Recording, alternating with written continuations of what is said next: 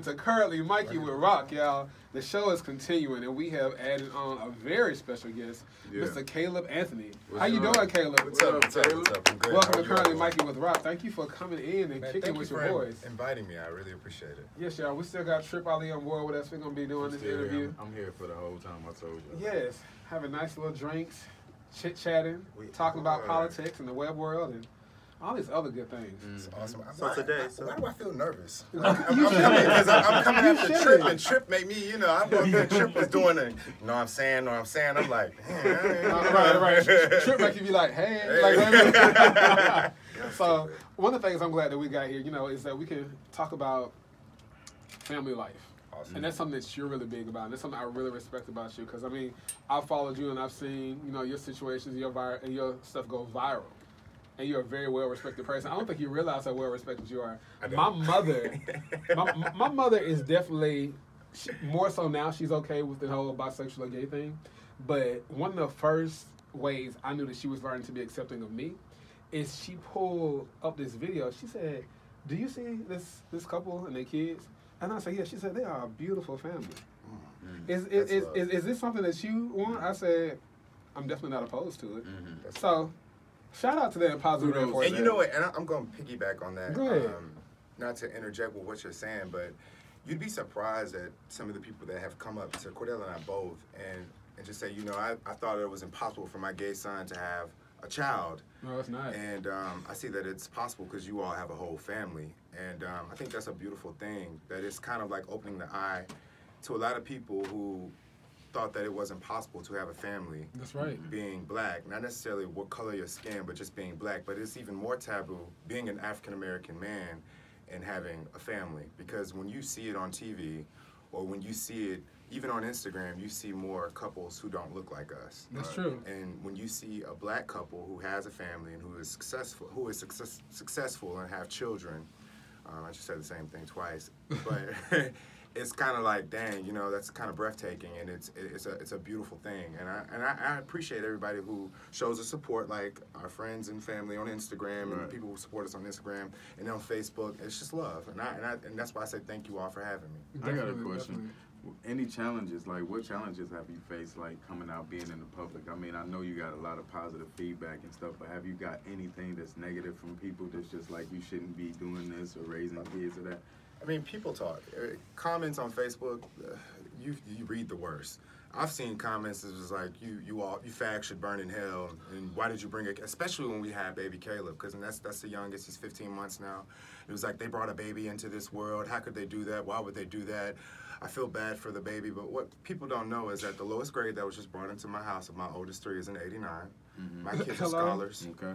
My second oldest, well, my third oldest, well, he's my oldest son, but my third oldest, CL, he is taking a grade higher in math. They're all in charter school. My children are blessed, and I'm thankful. And Cordell and I, we instill education first because we come from education.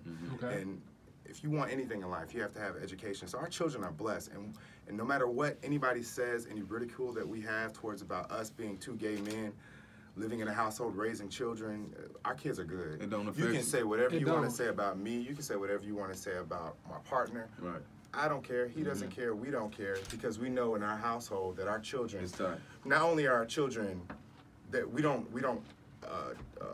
have any public display of affection in a sense, because children are impressionable. Right. So we try to make sure that what we do is behind closed doors, and as everybody should do. And I think that's the same thing with heterosexual couples. Agreed. I feel like heterosexual couples shouldn't be impressionable upon their children. Right. But you know, that's just how I raised my family and how we see fit for our family. Every family is different. That's right. So you can't judge me on how we raise our children, just like I can't judge you on how you raise your children. I mean, in the same token, you know, I'll get in the car and I'll listen to whatever kind of music. But my kids know what they can say and what they can't say, and what they can do and what they can't do, because I've raised them to know the rights from wrongs and what they. Yeah, you get what I'm saying. Do you ever find yourself? Do you feel like you've lost a bit of your identity being like a father and being so involved in family? Because I know sometimes for some people, so public, yeah, with your relationship, does that affect you in any type of way? Two things. People think that we're role models. We're not. And I don't mean to sound blunt. I don't feel like we're role models. I just think that we're doing what I'm doing what I was raised to do. And I say that because I come from a family where my parents are still together, and it's so funny because when I explain this, I got the white picket fence, the dog, the suburban house. You actually had that. Yeah, 3 kids, and my parents, they love us. They love all 3 of us. And me and my brothers, we're like we're real tight, no matter what my sexual orientation is. And I try to instill the same principles, the same morals upon my children as well as my partner. So, that's really it. Because for me, by day, y'all, I'm a social worker, and the stories I see of these kids who are not taken care of by their heterosexual parents, and for somebody to leave these comments, some of y'all go burn in hell, and you're doing this to these kids. Your kids, from what your testimony says, and from what we've all seen, are very well adjusted, very loved, and very well taken care of. So that just blows my mind. And I'm going to keep bragging on my kids. In addition to that, there are also examples in the classroom. You'd be surprised at how many. This is a new school that my kids are at. They were at another school. This is their 2nd semester at this charter school that we have them at. It's a predominantly black charter school in Atlanta. And what's the name of the school? Well, no, don't do that. But their teachers, every now and then, of course, you're going to have a behavioral issue with your kids, talking too much or following somebody because they're kids. And kids are impressionable, as I was saying earlier. Right. But each one of our kids' teachers have said, I used your child as an example of what they should do in the classroom. Wow. Don't that make you feel good? And it's been consistent from kindergarten all the way up to now. My oldest is in 5th grade. So it's a beautiful thing. So you have girls and boys? I have my oldest, Desiree, is 11. 2nd oldest, Malia, is 10. My 3rd oldest, 9, is CL. And my 4th is Caleb. Baby Caleb, and he's 15 months. And then we also have a stepchild who is 5. He's not necessarily ours, y'all took him in. but we took him in as ours. They Kelly rolled them. They did. Well, the reason why I say that is because, we're all about family, and all the kids have the same mom. The 5-year-old has a different father, but that doesn't mean that we have to separate him from his siblings. I like that. So because he's that's very... a good What's your relationship with the baby's mom? We all just part of the family? All 8 of us. That my mama calls us the Crazy 8 or something like that. I can't remember what she was saying. That's like the Brady Bunch. That's beautiful, though. And it was me, Destiny, Cordell, Desiree, Malia, CL, Jameer, and Caleb, all in one truck. On the way, my truck is outside. It says 8. Wow. And we went to Jackson, Mississippi because my grandmother turned 86 Shout out Sunday. to Grandma. Shout out to Grandma. Happy 86. birthday, Grandma. 86 Happy years birthday. young. Yes, and she does more than I do. She still gets. I go for instance, I kid you not. Last year, came to her house and she was like, go clean my gutters on top of my roof. Went up there to go clean the gutters and she was like, I just know you did do no good job. Because when she talks, she just keeps on. And I started, y'all niggas ain't shit. You ain't do this right. No, you ain't go up there. I'm going to go up there and do this shit myself. She was on the roof with me. Dang. I'm so serious. Wow. But my grandmother isn't like any other normal grandmother. My grandmother will mow the yard. She's just as strong. This is a woman who's never drunk, who's never smoked, who takes vitamins every morning, every night, eats the right things. She's going to live forever. She's gonna live. Her oldest sister is 98 doing the same thing. Okay. And there's 12 brothers and sisters. I do too. I need some of them vitamins she be taking. Meanwhile, I'm at her house with a bottle of Hennessy like I'm That's okay. You still young. You got time. Yeah. I wanted to say, I've been around you and your family. Like, it's like a loving family. Like, everybody that's there, everybody is like cool. Everybody get along, speak, eat, and everybody having a great time.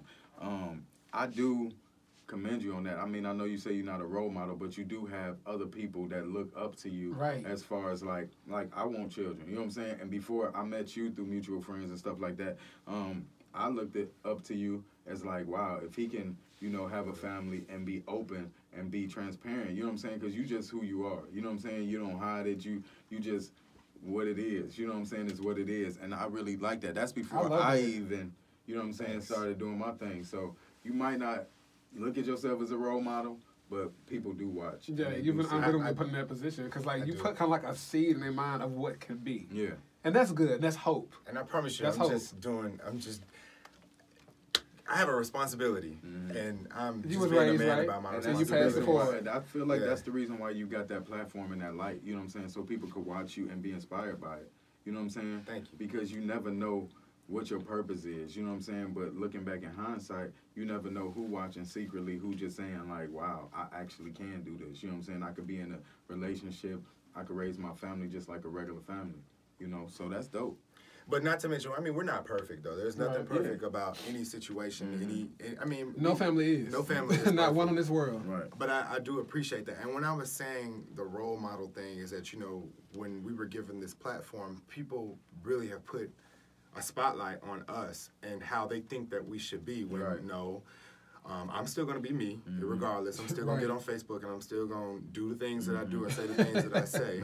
And, and the same thing with my partner. He's going to do whatever he wants to do and say whatever he wants to say because, I mean, we're so you don't want to be put on the pedestal. I don't want to, you don't want to be... Like, we're not human. Like you're above reproach. Right, we're human. Right. But like I was saying when we first started talking, you can say whatever you want to say about me. You can say whatever you want to say about him. You can say whatever you want to say about our union, but you can't say shit about our kids. Hello? And the reason why I say that is because my kids are scholars, my kids are respectful, my kids are obedient, and my kids are going somewhere. I'm finna put CL in a dev camp this summer, and we've been talking about building robots because I'm an engineer in profession. So I want him to do the same things that I do and have the same mindset that I have because he's smart. You can tell you love you can tell you got good kids because you love them. Like if they was bad, you wouldn't be. You gonna be bragging on. You know what I'm saying? You know what I mean? You know what I'm saying? I know they bad as hell. But they ain't bad. Like the bad. Like it's a difference between bad. I know some bad kids. Your kids ain't bad. Yeah, I'm my kids. What Trip? You came over. Go upstairs.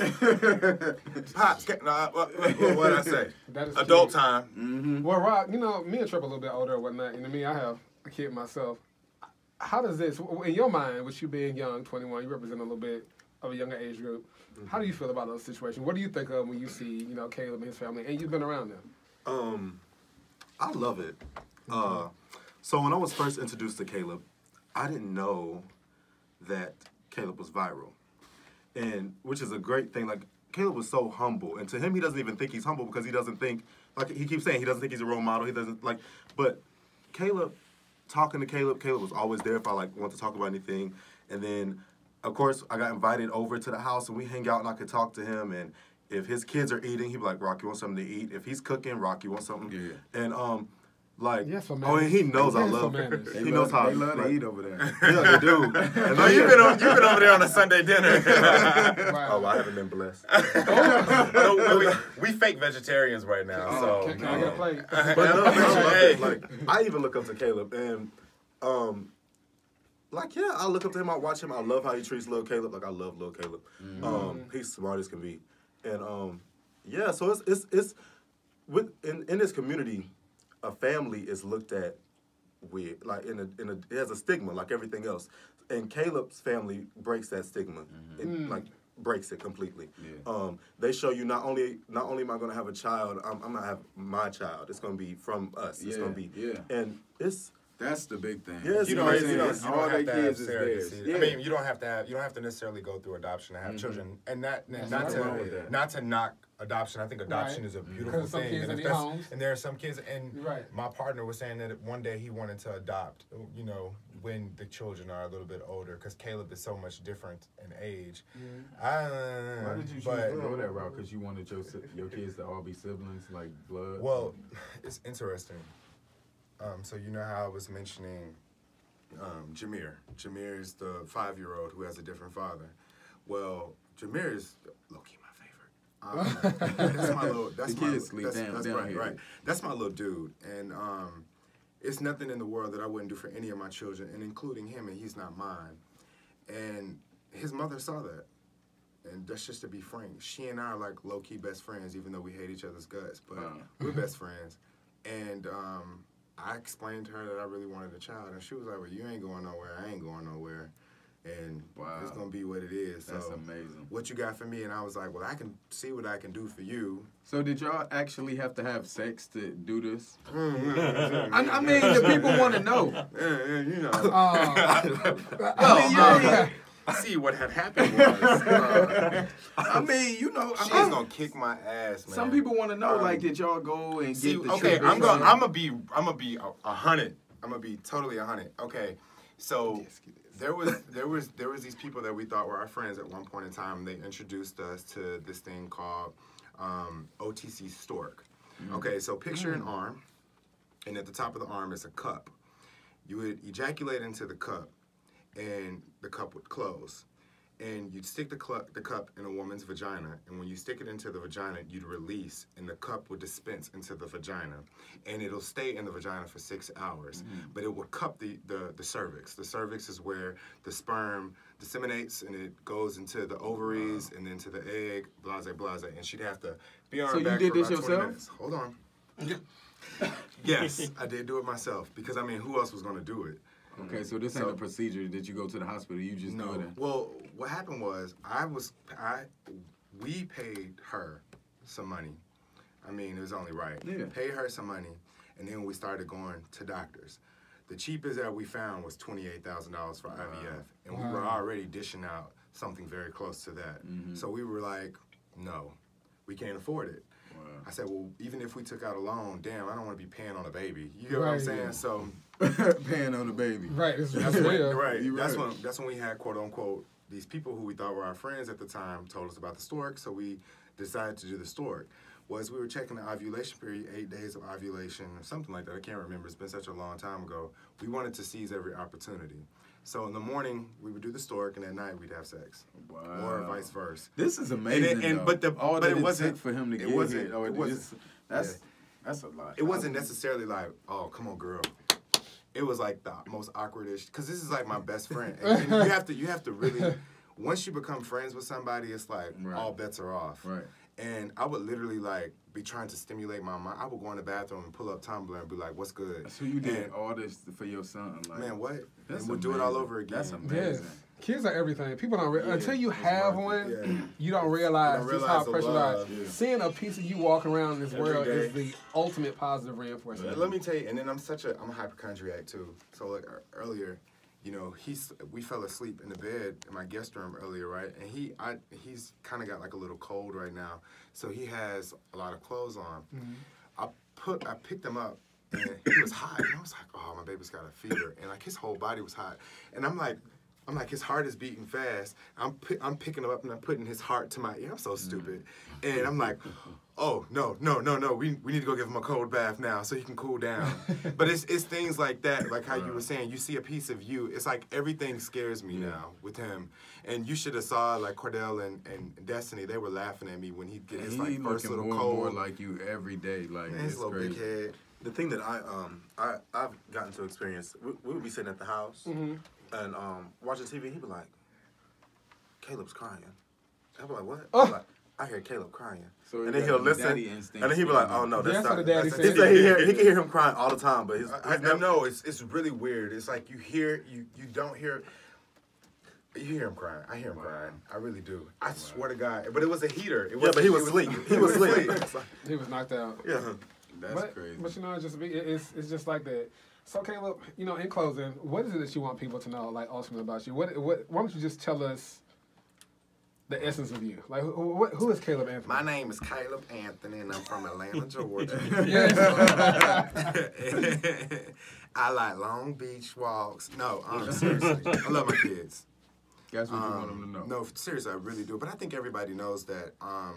I don't consider, and I say this, I don't consider myself to be a role model, even though that I know that I am, and I'm saying that to say because I am human. I'll make mistakes, and I'm not perfect. Nobody is perfect. My body's perfect. Just watch me murk it. Shout out to Nicki Minaj.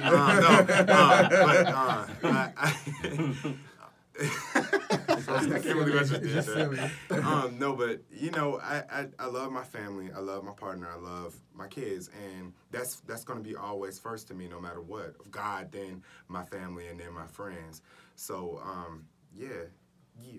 All right. So I was really the reason why I really was stuck on bringing Caleb to the show is because I wanted all the listeners and of course you guys and Mikey to really meet. Like we don't really get to meet Caleb. Caleb is very he just I don't know. I didn't even know you lived in Atlanta. I was like, he's I'm here. born and raised in Atlanta. Me too. But I wanted to my see. son was born in Crawford. I mean, that's not even Crawford Long anymore. It's Emory. Oh, wow. I was born at DeKalb Medical. Okay. I was Atlanta Medical, but If I lived here, I would have been a Grady baby if I would have been. No, that's honey, public. I'm You sorry. don't want that, baby. That You means don't your want parents that. don't have insurance. Yes, I was trying to say next to you. Rocc, did I not be saying that? Rocc, did I not say that? Thank you. Look at Atlanta. I'm from Atlanta. Yes, I saw born and That's raised. the cut right there. Right. So if I'm dying, don't go to Grady. No, you need No, to. you need to The go. triage- Grady is an awesome. It's a No, the level triage- one trauma hospital. Oh, yeah. You Oh, better perfect. go. So go. Atlanta Medical is the number one, It is. level 1 trauma hospital. I'd still go to Grady, but Atlanta Medical is Yeah. too. Deal with every root nurse But you if got you to have, Grady, but get if you have, yourself checked if you have out. good insurance, go to Northside. Northside is probably premier with babies. Their OBGYN department is awesome. I have one question. So what advice would you give someone that, even if they're single, that is thinking about starting a family? Get a lesbian. I'm just playing. Your life's gonna change. It's no more. What I mean, it really does take a village, and I commend all of my friends, all of my family, because Cordell and I still have a life. I still go out, and y'all know that. I mean, if y'all have ever seen me out, I still go out and still stay out till 6 o'clock in the morning. But my closest friends will be watching my son, or watching all of the kids, my mom, my dad, my sister, my brother. Yes, I mean, you got a support system. I have a Yeah, big it's support important. system, and it's a support system that doesn't judge. You'd be surprised. I even coach football here in Atlanta, and it's been a team effort, and none of the parents ever judged us. And they were like, this is us. We Sandtown, period. And that's the end of discussion. Sandtown? Yeah. Okay, I see y'all. I know about I'm Sandtown. Southwest Atlanta. Come on now. I know. Okay, SWAT. Okay. But I mean, if you want to have a child, just know that having a child is definitely going to change your life. It's not going to be get up and do what you want to do. It's not going to be get up, let's move to California. You have to think about things. You have to think about how it's going to impact your child. You got to think about what schools you want to put them in. You got to think about how it's going to affect you financially. Children are first. Every period. time. You have to put your feelings, you have to put everything behind. You even have to watch your tongue and the things that you do. Because like I said, children are impressionable and they're always watching. Put it like this. My whole downstairs is hardwood floors. We're sweeping all day, every day. When you were over to the house, what did you see Caleb pick up? It was like a little kid thing. It's a broom. He watches us sweep, and he wants to sweep too. He watches us mop, so he wants to mop too. And that's just a little bit of the things that they pick up. Last for a little while. Yeah, so yeah, I know, but Enjoy it while it lasts. Right. In the meantime, y'all, we're going to take a quick break. Remember, you're listening to WTT Radio. Yeah, we'll be back. thanks for having me.